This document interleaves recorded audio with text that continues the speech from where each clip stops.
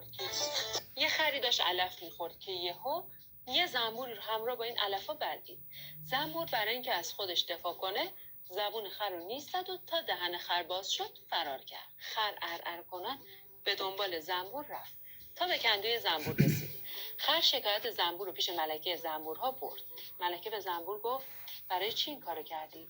زنبور گفت میخواستم جونمو نجات بدم. خر اصرار کرد و در نهایت ملکه مجبور شد حکم اعدام زنبور رو صادر کنه. زنبور گفت آیا حکم اعدام برای من عادلانه است؟ ملکه گفت میدونم که مرگ حق تو نیست، اما گناه تو اینه که با خر جماعت طرف شدی که زبون نمیفهمه.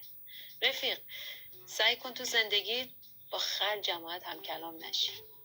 خر نه تنها به نشان جلو افسار خر است، تن خر در کت و شلوار رود باز خر است.